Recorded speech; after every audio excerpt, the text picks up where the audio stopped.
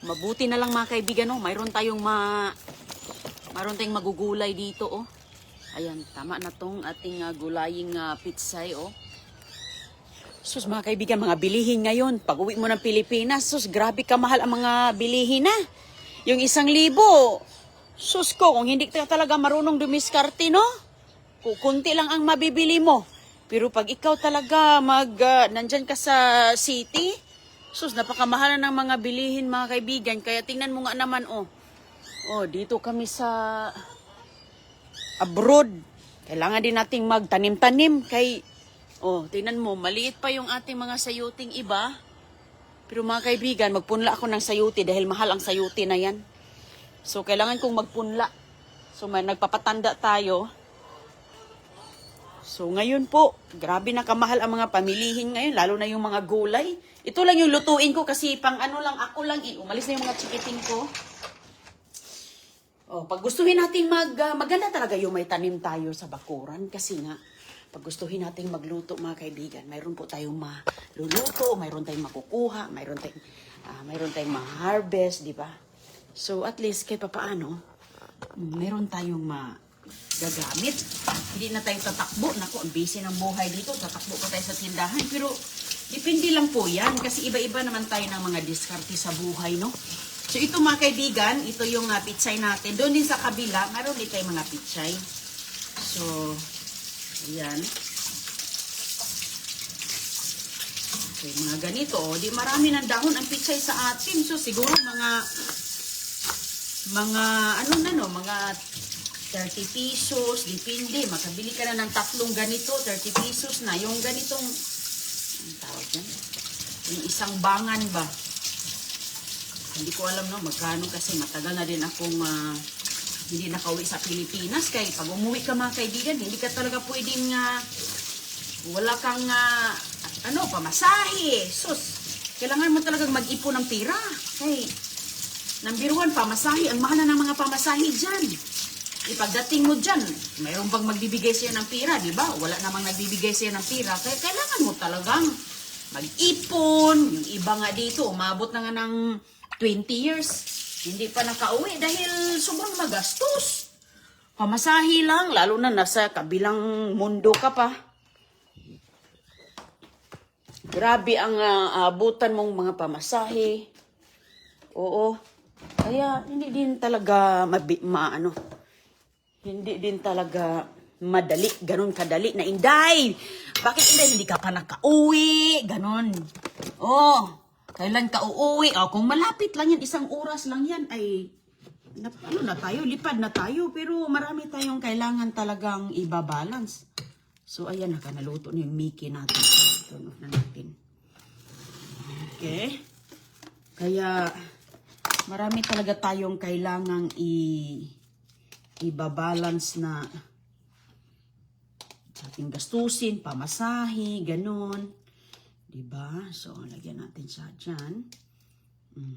Uy. Okay. Meron tayong egg, mga kaibigan. Mickey. Lunod lang natin to siya. Pakuluan lang na natin dyan. Okay na yan. Lagyan ko ng konting peppers. Pang 1 bowl ko lang to. Kaya kulang man dito.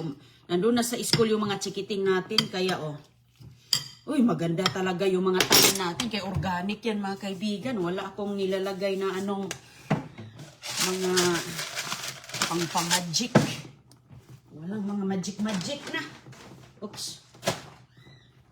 Yung bowl. Kahati ko lang sa mga estudyante ko. Kaya sus, busy tayo. Hindi, magkain tayo.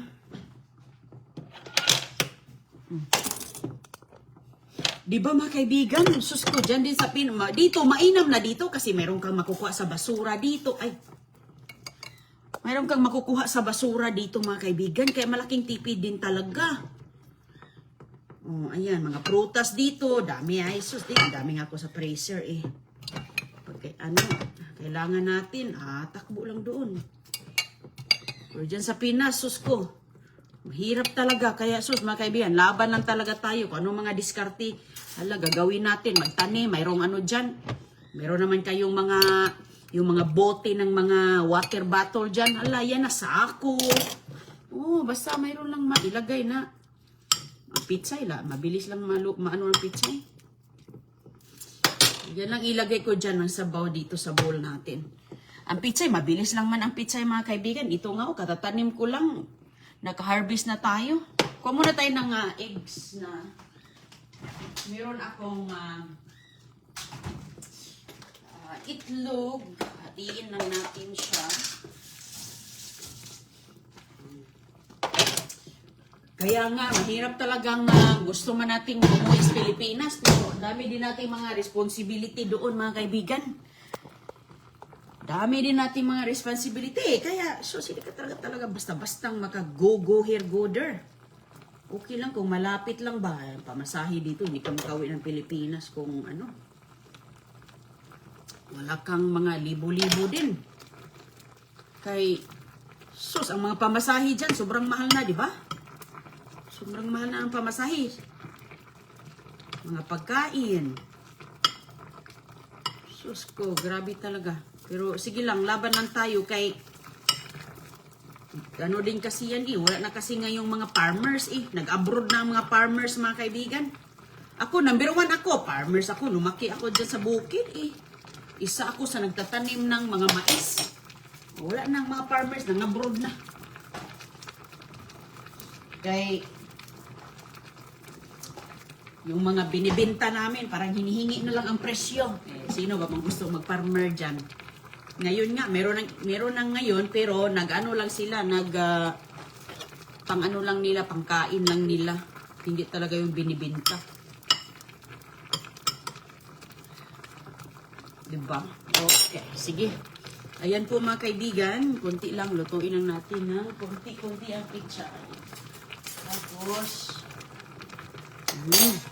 maraming salamat kay Don's Manor PS, ang kaibigan natin sa New York. Kung pumunta kami ng New York, doon kami sa kanila. Thank you very much sa pasalubong niya kasi bumisita sila dito. So, nagdala sila sa... Hala, sayang yung sabaw. Nagdala sila sa amin ng Mickey.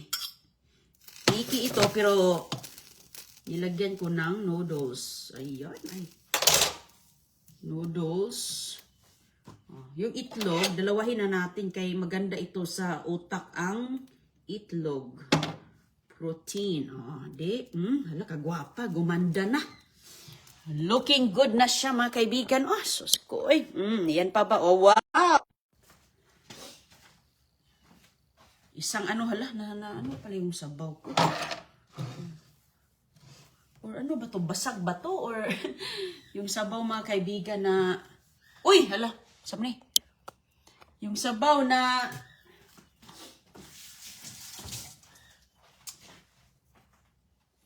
Parang lagyan natin ng plato sa ilalim kay baka basag itong aking. Nagulat ako kay yung sabaw andito sa na-spill ko lang pala. Wow, kaya malicious ani oy. Sa yung aking ano, ayan. Tayo na't magkain tayo mga kaibigan. Ako talaga, hindi talaga ako pwede pag walang vegetables. Kailangan talaga mayroon tayong vegetables kay masarap talaga may vegetables. Kaya yung bakuran ko puno ng vegetables. Puno ng mga vegetables. Mabuti nga ngayon, uminit na. Yes, uminit. Gusto talaga nating uminit ng husto mga kaibigan para naman lumago ang aking bagong tanim na mga talong. Kasi yung talong ko nasira doon nasira. So, nagtanim ako kahapon ba yun? O nung isang araw? Yan, nung isang araw pala. Tapos, nagsibol na ang ating mga ganon. Mga kaang lang yan. Kaang or paso, kaang. Kaang lang yan tanan, lahat. Pero, tingnan mo, ganda na. Panahon din kasi yan Depende sa panahon. Dito sa abroad, kailangan mo din talagang sabayan ang panahon, Kung ano yung panahon, yun din ang itanim mo. Pero ako, hindi man ako sumasabay. Kaya yan yung iba. Kung ma-okay siya, okay. Kung hindi, wala tayong magagawa. Kasi kahit malamig dito, nagtatanim ako ng mga ampalaya. Gustong gusto ng mga chikiting ko yung ampalaya. Kinakain nga nila, pati hilaw. O ayan, ay. Bless us, O Lord, in this day, we shall about to see from thy bounty to Christ our Lord. Amen.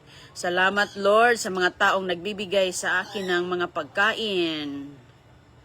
Lalo na kay Don sa Manor PS and Archie sa kanilang blessing from New York. Dala nila ito, oh. Ang sarap. Tinuruan ako ni Donna paano ito gawin. Nilagyan ko lang ng pichay at mayroon akong noodles.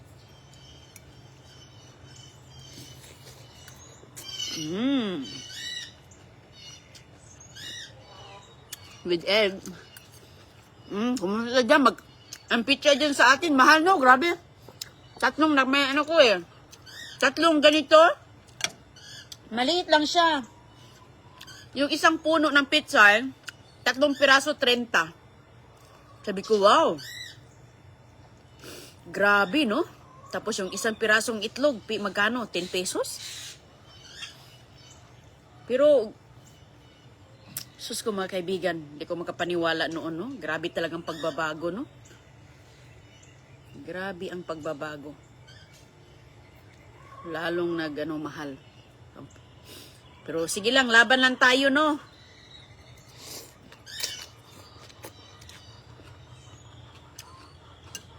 Pwede man sana yung hindi masyadong mahal. Pwede yan. Sa pamamahala yan ng gobyerno.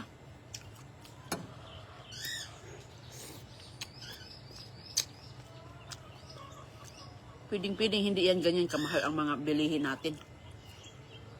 Kung mabuti ang pagpamamahala ng gobyerno, ganun yun.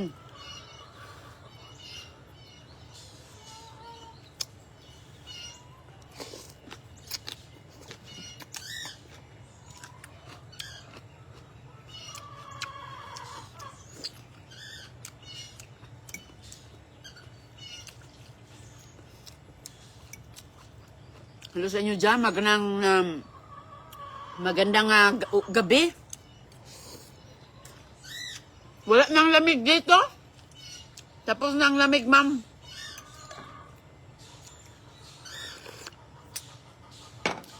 Tapos na po ang lamig. Mainit na. 2 araw lang yung lamig dito na grabe ka sobrang lamig kaya nangamatay ang aking mga... hindi naman siya namatay, no? Nasira lang yung mga dahon. Naluluto. Pero ngayon, umusbong na pala.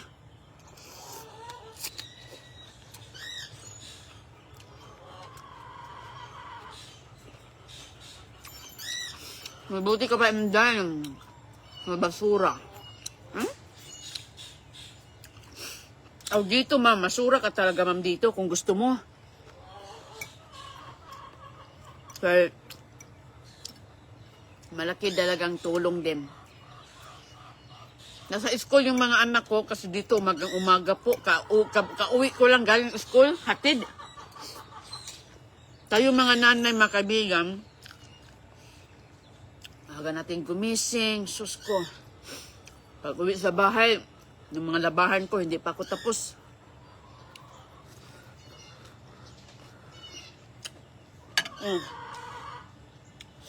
Di ba mga gulay namin dito, pwede nang harbisin. Pwede mo nang inihin. Maganda mga kaibigan, mayroon ka din tanim, pero depende din yan sa tao kasi nga, siyempre, ang oras nila. At saka sa, kahilig talaga ako. Hilig talaga ako magtanim. Pagdating ko lang dito sa Amerika, ang unang tanim ko talaga, nanap ko malunggay.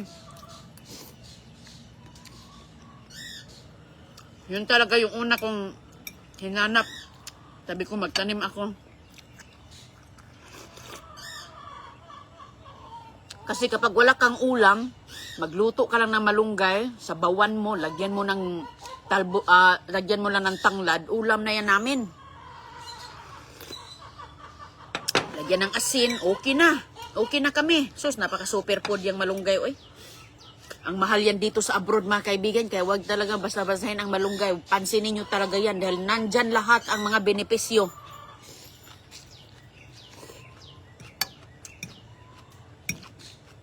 Andyan ang mga benepisyo. Pero yung malunggay ko ngayon, walang dahon ka. Siyempre, mainit man talaga yung malunggay.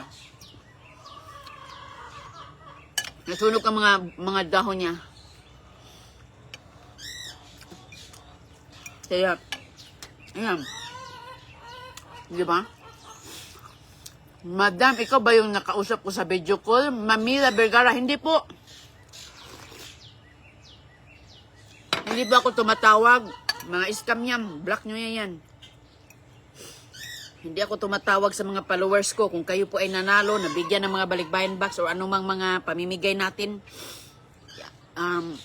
makikita nyo po dito at tinatawag natin. Makikita nyo dyan sa mga post ko yung mga mukha ninyo. Ayan.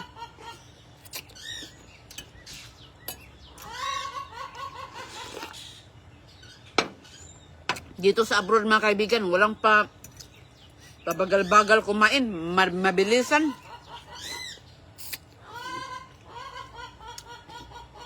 Mabilisan dito dahil kami lang dito ang gumagawa sa lahat ng trabaho sa bahay. Katambak ng trabaho natin, di ba? Diyan, marami kayong matatawag. Andyan si ate, andyan si mama, andyan si tatay, o sino bang mga, kung mayroon kayong mga kasambahay. Dito, wala, mahal. Ako na lang ang magkasambahay. Ako na lang ang magkuskus kayo na. Wala tayong pambayad.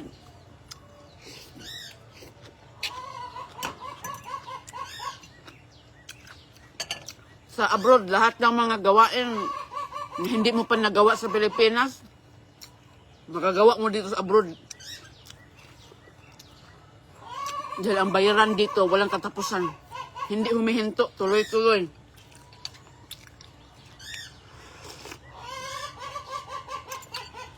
Hindi mo pwedeng matakasan ang mga bayarin dito. Hindi pwedeng, ipabukas na lang. Hindi pwede, wala yan. Pwede sa susunod na buwan ako magbayad. Pwede sa susunod na buwan ako magbayad. Ganon, hindi yan pwede dito, Pwede yan, pero sus ko, nagtambak-tambak na yung, siguro kung nasa credit card, tambak-tambak yung credit card mo, hindi ka na makalayas dyan. Doble-doble ka na, kaya, iba dito, nagtatrabaho 24 hours. Walang tulog ng mga yan. Ako noon, mga kaibigan, 7 days a week. Until 10 p.m.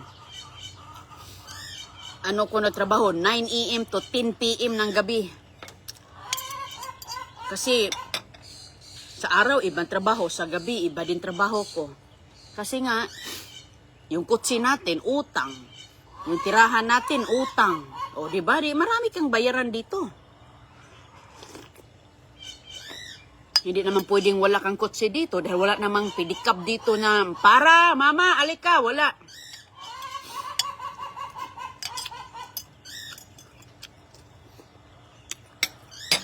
Kaya, kailangang mapasubo ka na lang. Kaya hindi ka pa marunong mag-drive, hala, magpursige ka na lang na mag-drive. Basura itong plato na to. Grabe to kagandang plato. Matibay. Akala ko nabasag siya pero hindi pala. Na-spill lang dito. Ang tibay ng to. Galing ito sa basura, mga kaibigan. Apply. Nako, apply ako ng trabaho na. Nako, hindi. Wala talaga. Ako na lang ang magtrabaho. Ako na lang ang mag-apply sa inyo, be. Ako na lang ay, sorry. Ako na lang ang mag-apply sa inyo. Kay excuse me, nabusog na ako. Manok ba yung kalakak? Kaingay ng manok. Sarap talaga siyang ilagay sa kaldero. Manok ko yan, mga kaibigan, yung nagkalak-kalak dyan. Ang ingay nila pag ganitong oras. May busog naman yan. Mayroon naman yung mga pakain doon. Kasi kanina, ang dami ko dito ilalagay sa garden. Sige, ingat po kayo dyan, ha. At sana'y maganda inyong araw. mahal na din helper dito tapos hindi naman marunong sa gawaing bahay. Sos, correct yan Ma'am Elenita, Pauline. Marami akong kakilala dyan na nangang-apply sila sa mga bagong tubo na mga helper. Sos ko, mayroon kasi akong mga kakilala na galing sa abroad. Yung iba nag-stable na sa Pilipinas. Yung iba umuwi na sa Pilipinas tapos na ang mga kontrata, So, ang nangyayari mga kaibigan, walang alam sa trabaho. Walang alam sa trabaho at yung hindi ba marunong yung gawain, hindi ba wala inisyatiba na kahit yung gusto mo utusan ng utusan. Yung ganun ba na kailangan mo pang utusan at saka kung hindi mo utusan, hindi magagawa yung trabaho. Alam mo yung ganon? Yeah, mostly ganyan. Yun ang mga naririnig ko sa mga kakilala ko na nag-uwi na ng Pinas, nag-stable na sa Pilipinas. So, siyempre, gusto na din nila ng maginhawa dahil trabaho sila ng abroad. So, gusto na rin nila ng mga mayroong at least katuwang ba. Yun nga ang problema talaga nila. Walang alam sa trabaho. So, ngayon, ang hirap na. Tapos, siyempre, libre pa. Dahil pag magkasambahay ka, di ba, libre na lahat. Mayroong yung iba, may mga benepisyo pa. Tapos, ganun na ang, malaki na ngayon ang bayad. Pero mostly talaga, hindi, yung iba. Yun lang basta yun lang sabi ko, yung experience ng kakilala ko dito. Kasi siyempre, pag may kakilala kami, kinukumusta ko. Kumusta ka na dyan sa Pilipinas? Ganon. So, sige mga kaibigan, ingat po kayo ha. At saka magandang araw sa inyo. At ako po dito dami ko pang gawain dito. Nagkakak pa yung mga alaga natin. Titignan natin, baka may bigay na itlog na. Ito yung itlog nila kahapon. Hindi ko pa ito na luto mga kaibigan. Yung niluto kong itlog nung kahapon yun. Kasi pag magluto ako, marami akong lulutuin na ganito eh. Katulahat, lutuin ko siya buo na. Kasi matagal na masira ang itlog. So, nilagay ko lang sa rep at saka si Chris magdala sa trabaho. At yung mga chikiting, gusto nila yan ang kanilang snack. So, kaya mamaya titingnan natin ulit sila kung... Pero kahapon, kagabi mga kaibigan, nakakuha si Ago-Ago ng isa. Sabi ko, hala, mayroon pang isa. Totoo po yan, lalo na ngayon puro CPS, Ingrid Sinasya. Walang alam sa mga trabaho yung mga walang alam sa trabaho. Hindi mo, yung utusan mo pa kung ikaw magtrabaho. Alam mo dito sa abroad, naku, gustong-gusto ang mga Pilipino. Gustong-gusto ang mga Pilipino sa abroad, hinahanap sila. Yung dito sa background ko lang yung na-experience ko. Hinahanap nila, may kakilala kang Pilipino, ganito, ganyan, available ito na trabaho, ganito. Hinahanap talaga, di man talaga ang Pilipino dahil marunong magtrabaho, masipag, mahaba ang pasensya. Kahit number one, kahit hindi mo trabaho, tinatrabaho mo pa. Kaya ikaw nagugustuhan ka ng mga boss dito. Oo, yun talaga yung ang tawag dyan, trademark sa mga Pinoy na talagang kung hindi mo marunong, grabe, believe nga ako sa mga kababayan natin. Pero yung iba, mga older na sila, mostly mga older na. Believe talaga ako sa kanila. Kaya deserve talaga nila yung magandang, anong gusto nilang magawa. Mag-travel sila, mag-enjoy sila dyan, anong gawa nila. Deserve nila dahil grabe ang sipag. Dito sa abroad, hindi madali. Hindi madali ang mga standard ng mga trabaho dito. Mayroong mga standard, mga kaibigan. Kaya, hindi ka talaga basta-basta. Kaya nga, di ba, sa application sa with experience.